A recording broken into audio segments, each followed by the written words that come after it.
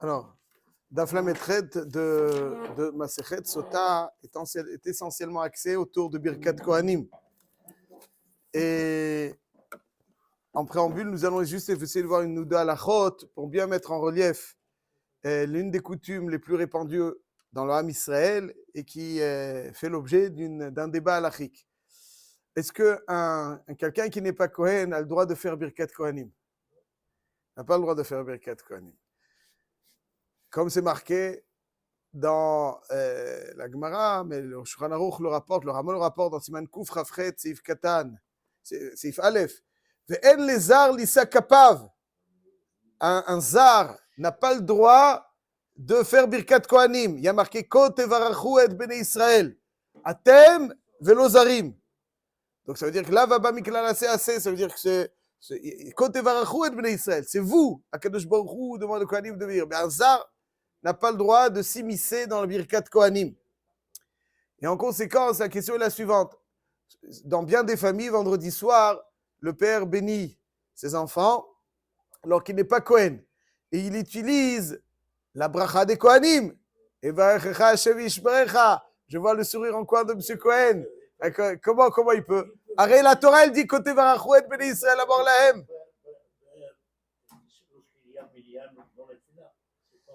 Az les Maaseh, on va voir. Donc, ça veut dire que les Maaseh, ça c'est la question déjà. Comment ça se fait qu'il peut faire Birkat Kohanim alors que la Torah elle dit que la bracha, cette formulation, ne concerne que les Kohanim. Il n'y a que les Kohanim qui peuvent faire cette bracha. Ça c'est la question qui est posée par le Biur Halacha dans Siman Kuf Chafchet Seif Aleph. On va essayer juste de mettre en relief l'idée. Comment ça se fait qu'un zar qui n'est pas Kohen peut utiliser cette bracha qui est réservée exclusivement aux Kohanim? La Gemara dans Masechet Sota Daf Lametret Amud Bet nous dit comme ça. Va'amar Rabbi Yoshua ben Levi, kol kohen she'eno ole ba'avoda, shuv eno ole. Shene'emar, va'isa Aharon et yadav el ha'am va'ivarechem, va'ired ma'asot hatat, va'ola ve'ashlamim. Ma le'alan ba'avoda, afkan ba'avoda. Quand est-ce que la première Birkat Kohanim de l'histoire a eu lieu? À quel moment? Le jour de l'inauguration du Mishkan, Aaron HaKohen va offrir certains korbanot, et lorsqu'il est encore sur le toit du Mizbeach, il y a marqué que Aaron HaKohen se tourne vers le peuple, alors il a mis les émourim, les parties qui vont être consumées sur le Mizbeach des korbanot. Il se tourne vers le peuple et va faire Birkat Kohanim. Vaïvarechem, il fait Birkat Kohanim. En tout cas, la bracha de Aaron HaKohen, c'était ce jour-là. C'était, je pense, la première fois que Aaron HaKohen faisait la bracha. C'était sa bracha. Vaïvarechem. Donc, on voit d'ici que le Birkat Kohanim était intimement lié à la Avoda. Ça veut dire que Birkat Kohanim est rattaché à la Avoda. Ça veut dire que fait partie de la Avoda. Ce n'est pas quelque chose d'Avoda du service dans le Beth Amikdash. C'est quelque chose qui se greffe, qui est l'extension de la Avoda. On le voit avec précision dans le Rambam. À quel moment on faisait Birkat Kohanim dans le Beth Amikdash? Nous dit le Rambam dans Perek Yud Dalet Milchot Tfila Halacha Yud Dalet, Yad Yad Yedid. Il nous dit comme ça: Bamikdash mevarchim Birkat Kohanim pa'am achat bayom. À quel moment? Chaque jour, en prononçant donc bien entendu le nom d'Hachem tel qu'on le prononçait au Beth Amikdash. Achar tamid shel shachar. Ba'im ve'omdim al ma'alot ha'ulam u'mvarechim kederech she'amarnu. Dans le Beth Amikdash, puisqu'on prononçait le nom d'Hachem comme il est écrit, alors le nom d'Hachem tel qu'il est écrit, alors il faisait Birkat Kohanim une fois par jour. À quel moment? Ahar Tamid Shel Shahar. Comme Aaron HaKohen l'a fait dans la continuité, dans le prolongement de la Avoda et pas de façon déconnectée. Là aussi, c'est le prolongement de la Avoda. Le prolongement de la Avoda, c'est Birkat Kohanim. Et de façon un peu intéressante, Bamdina, à l'extérieur du Beth Amikdash, Mevarchin ota ahar kol tfila. Ça veut dire c'est aussi la continuité, le prolongement de la tfila. La tfila étant une avoda, de la même manière que le Bet Amikdash, on faisait Birkat Kohanim dans le prolongement de Tamid Shel Shahar, après chaque tfila, c'est-à-dire dans le Bet Amikdash, c'est une fois par jour, Beikaron, Chutz mi Mincha, à part Mincha. Pourquoi? Parce que comme c'est le prolongement de la avoda, et qu'un Kohen qui a bu et qui fait la avoda, c'est vilain, Azoto Davar, quelqu'un qui ferait Birkat Kohanim après ayant bu, ça aussi c'est mauvais. C'est pour ça que à titre préventif, on dit après le repas de midi, donc à Mincha, il n'y a pas de Birkat Kohanim. Mais ça veut dire qu'à l'extérieur, comme on ne prononçait pas le nom d'Hachem comme il est écrit, on faisait Birkat Kohanim à chaque tfila. Shachrit, Birkat Kohanim. Moussaf, Birkat Kohanim. Et pour beaucoup, si on le fait dans les Hila, la seule tfila où on ne fait pas, c'est Mincha. Même pendant les Taniot, pour ne pas faire de différence entre le Mincha de chaque jour et le Mincha de Tanit, les Hila, qui est singulière au Tanit, c'est une singulière au Tanit, et qui est proche de la Shkiat Achama, on l'a fait. Mais on voit que Birkat Kohanim, c'est l'extension, le prolongement de la Avoda. Historiquement, elle a été faite lorsque Aaron Cohen, le jour de l'inauguration, a mis donc les Emorim sur le Mizbeach, il a fait la Avoda. Chaque jour, tout de suite après Tamid Shel Shachar, dans le prolongement, c'était le prolongement du Tamid Shel Shachar, on faisait Birkat Kohanim, et jusqu'à aujourd'hui, on le fait dans la Tfila, parce que c'est le prolongement. À l'époque du Bet HaMikdash, je faisais une fois par jour parce qu'il y avait le Shem Amforaj qui était prononcé. À l'extérieur du Bet HaMikdash, il n'y a pas le Shem Amforaj qui est prononcé, alors on le fait après chaque Tfila puisque c'est le prolongement de la Avoda. Non, ça peut être le Tamid Shel Shachar. Il y a aussi un din que les Mourim qui sont restés de la journée, on peut, mais on va dire qu'on fait aussi les Mourim dans la journée, et donc pendant Tamid Shel Shachar, après Tamid Shel Shachar, donc ça c'est le prolongement. Donc on voit que Birkat Kohanim, c'est pas quelque chose de déconnecté, c'est une partie de la Avoda. C'est une partie de la Avoda. On le fait au moment de la Avoda, tout de suite après de la Avoda. On le fait au moment de la Tfila, qui est considéré comme une Avoda, ou de Shalma Parim Sefatenu. On le fait aussi uniquement dans un moment qui est kasher la Avoda. Est-ce qu'on peut faire Birkat Kohanim après la tombée de la nuit? Si c'est lié à la Avoda, non? Hazak, exactement. Comme c'est lié à la Avoda, on ne peut pas. Et Ma'adin, c'est un Mishnah Berurah Chelek Vav, Mechila, Mamash Mechila. Est-ce qu'on peut faire pendant Ben Hashemashot?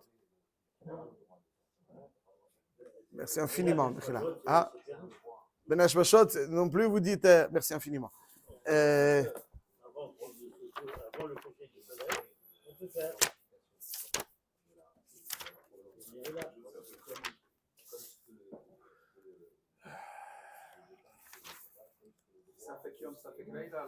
Donc, Siman Tavresh Chav Gimel Sifhe.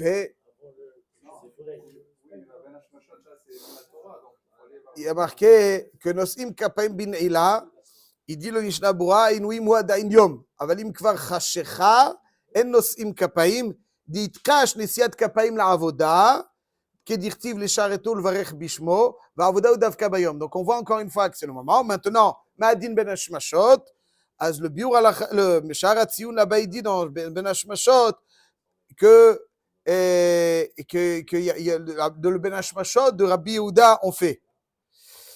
N'est-ce pas? C'est-à-dire qu'il y a deux Ben Hashmashot. Il y a le Ben Hashmashot de Rabbi Yehuda et le Ben Hashmashot de Rabbi Yossi. C'est-à-dire lorsque le soleil se couche, on ne le voit plus à l'horizon, ça c'est le Ben Hashmashot de Rabbi Yehuda. Shabbat, on est machmir comme Rabbi Yehuda. Mais pour Birkat Kohanim, on peut le faire après Ben Hashmashot, ça c'est la halakha. On peut le faire Ben Hashmashot. Il faut essayer de faire avant Ben Hashmashot. Mais si Ben Hashmashot, on peut après Ben Hashmashot de Rabbi Yehuda. C'est-à-dire, parce que d'après Rabbi Yossi, c'est à la fin du laps de temps Ben Hashmashot qui est Refaïn. Mais d'après Rabbi Yehuda, il y a encore donc on a environ encore approximativement 10 minutes. Je dis, le Mishnah, la halakha le maaseh, on peut pendant Ben Hashmashot. Parce que bon, il y en a qui disent qu'on peut faire après, et puis Bichlal d'après Rabbi Yehuda, d'après Rabbi Yossi, c'est pas quelque chose. 10 minutes. 10 minutes environ, approximativement 10 minutes après le coucher du soleil, on peut encore faire Birkat Kohanim. Parce qu'on considère que c'est encore Yom. En tout cas, on voit à Meforach que Birkat Kohanim, c'est quelque chose qui est le prolongement de la Avoda, qui est les dinim de la Avoda, qu'un Kohen ne peut faire après avoir bu qu'on ne peut pas faire la nuit, qu'on fait après Tamid Shel Shachar, toutes les caractéristiques de la Avoda. Et aujourd'hui aussi, c'est le prolongement de la Avoda, ça veut dire c'est une mitzvah assez de Oraita. Birkat Kohanim, c'est mitzvah assez de Oraita. C'est marqué dans le Chinuch, mitzvah Shinain Chet. C'est-à-dire, Venoeget, Bechol Makom, ou Bechol Zman. Pas simplement Beis Hamikdosh. Même à l'extérieur du Beis Hamikdosh, quelqu'un qui fait Birkat Kohanim, il fait une mitzvah assez de Oraita. Si c'est vrai, comment ça se fait que ça fait que là, on va pas vers la Khoma alors? Parce que si on dit qu'il y a peut-être Sénani ici tous les jours. C'est là, est-ce qu'il y a un issour de faire Ben Hashmashot?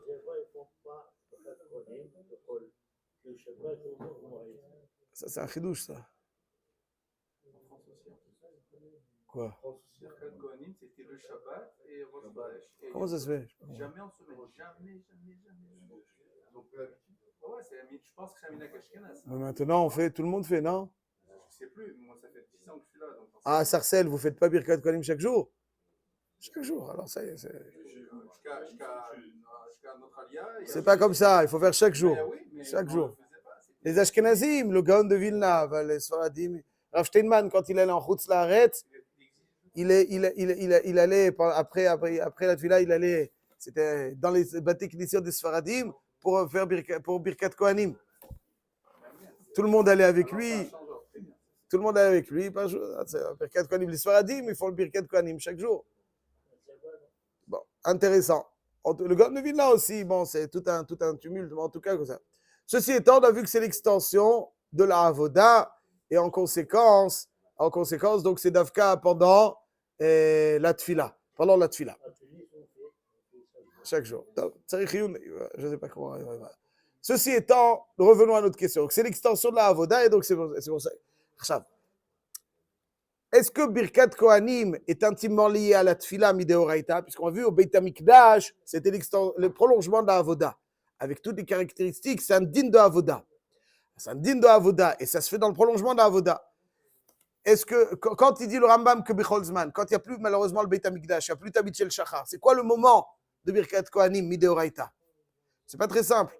Ben, en tout cas, Miderabanan, c'est au moment de la Tfila. C'est pour ça qu'un Kohen, la Gemara nous dit qu'un Kohen qui n'est pas monté pendant la Avoda, qui n'a pas initié, qui ne s'est pas déplacé vers le Duchan, la Avoda, Shevet Avoda Lidvir Betecha, c'est là où il doit arrêter. Ouais, c'est un massé de la Avoda, c'est Mchoubar la Avoda. Donc comme c'est Mchoubar la Avoda, il doit. Je dis donc, en tout cas, Midrabanan, c'est Kachour à la Avoda de la Tfila. La Tfila aussi, c'est une Avoda. Midrabanan, c'est Kachour à la Avoda de la Tfila. Et c'est pour ça, nous dit le Biur Halacha. Donc le Biur Halacha s'interroge. Comment ça se fait qu'un Zar, il fait Yivarech Hashem? Il y a une machloquette entre le Bach et le Pri Begadim. Le Bach, il dit que quand est-ce qu'il y a le Issour pour le Zar, c'est d'Avka s'il fait Bentsiat Kapaim, il fait comme les Kohanim. S'il ne fait pas comme les Kohanim, il n'y a pas de Issour. Et c'est pour ça que, bon, il y en a qui, les deux mains, il y en a qui mettent une main, et il n'en a pas shoot. Alors, enfin, il dit le Biur Halacha, donc il est vite caché. Le Pri Begadim, il dit que même sans, imaginons qu'un Zar, il monte sans des de Kapaim, aussi il est ouvert. Donc, ça veut dire que cette bracha, voilà. Alors il termine le Mishnah Berurah en disant, parce que,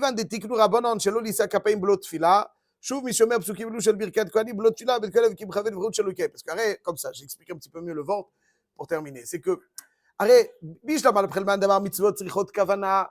n'est pas mitkaven de faire la mitzvah de Birkat Kohanim. Il n'est pas mitkaven.